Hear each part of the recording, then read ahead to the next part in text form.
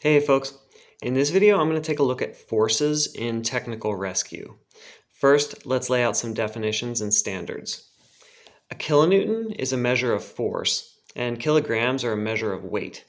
Weight creates force, though, so 1 kilonewton is equivalent to roughly the force created by 101 kilograms, or about 224 pounds. In rope rescue, we assume that a one rescuer load is around 100 kilograms or 176 pounds and causes about 1 kilonewton in static force. A two rescuer load doubles that to 200 kilograms and around 2 kN. What causes force? Well, Newton's second law of motion says that force equals mass times acceleration. Basically, falling creates force. We can also create high forces in rope rescue by magnifying human pulling power through mechanical advantage systems, like when we're hauling. And we can multiply forces by creating shallow angle deflection systems, for example, in a high line or a span anchor. How much force is too much force? Well, obviously we don't want to break our equipment. Many teams use a static safety factor, ranging anywhere from 4-to-1 to 20-to-1, to create robust systems to handle a load. For example, if you anticipate a 2 kilonewton maximum static force, that is a rescuer plus patient plus equipment hanging in a vertical environment, and adhere to a 10-to-1 static safety factor, you would multiply 2 kN times 10 and arrive at 20 kilonewtons as a minimum braking strength for your systems. This has been sort of accidentally effective for a long time in rope rescue, but not for the reasons you might think, and I'll look more at static safety factors in another video. For now, suffice it to say that forces upwards of 20 kilonewtons are problematic for our equipment in rope rescue. So we don't want to break our equipment, but more importantly, what is your first consideration in any scene size up? Your own safety. So we don't want to break our rescuers. There's been a lot of research on force on the human body, and I'll summarize and provide citations in the description, but basically, upwards of 16 kilonewtons on the human body is likely to cause a fatal injury. OSHA has settled on around 8 kilonewtons as a maximum safe arrest force in a full body harness, and about half of that if you're just wearing a waist harness or belt. British Columbia has decided that between 6 and 12 kilonewtons is an acceptable maximum arrest force, and Ryan Jenks, the destructive tester extraordinaire over at How Not To, has done a lot of fall testing and found that more than 3 kilonewtons on the human body hurts pretty bad.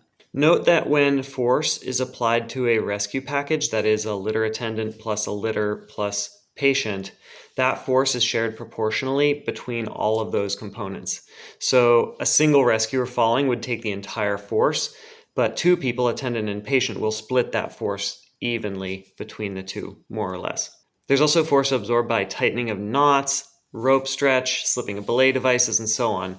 But with all that in mind, we can say with some certainty that we don't want to expose rescuers or patients to more than 6 kilonewtons, which means about a 12 kilonewton maximum arrest force for a two rescuer load or a two-person load.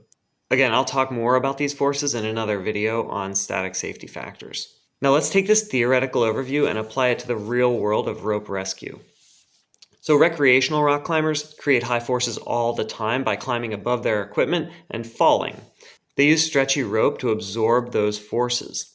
The distance of a fall divided by the amount of rope in service gives us a measurement known as fall factor. So a climber, for example, who's 100 feet above the ground and 10 feet above their last piece of equipment, who falls 20 feet onto that 100 feet of rope, has a fall factor of 0.2.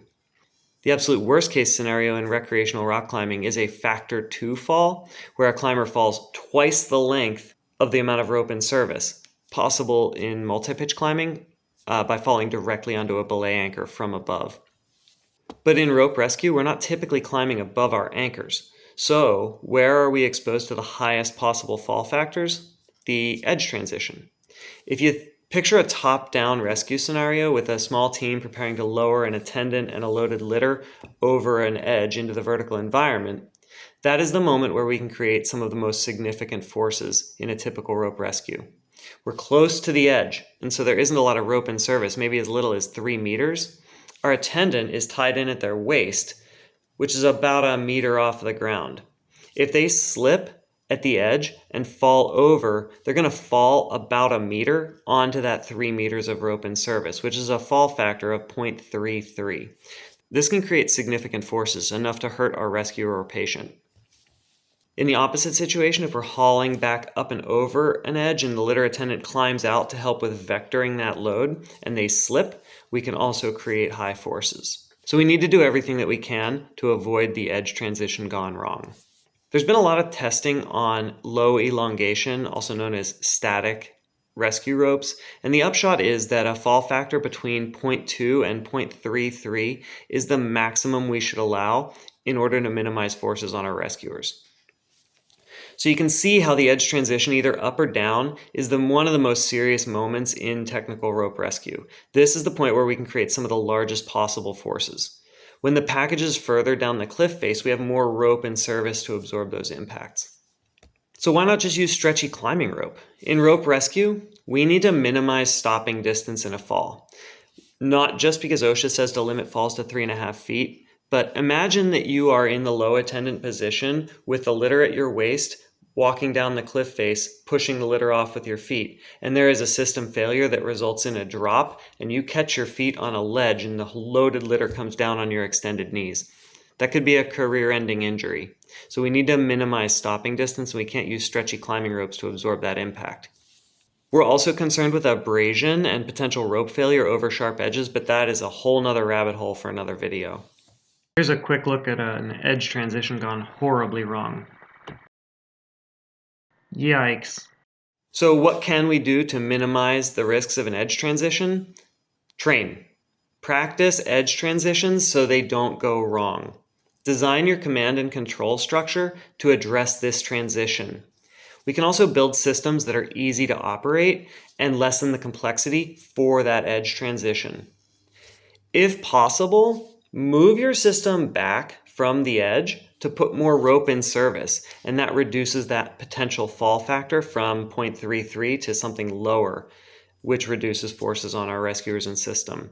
You can use natural or artificial high directionals to redirect the rope and put it above the rescuer, effectively making it impossible for them to fall onto the system and reducing those fall factors.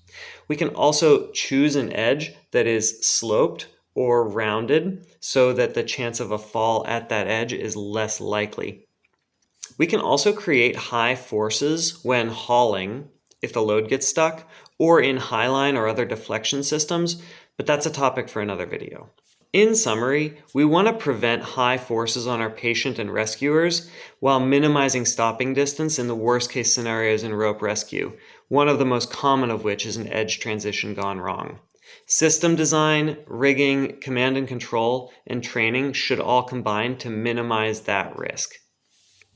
I'll drop links in the description below to any citations or other additional research, and I welcome any comments, questions, or discussion. And if there's a topic you'd like more information about, please reach out and let me know. Thanks for watching.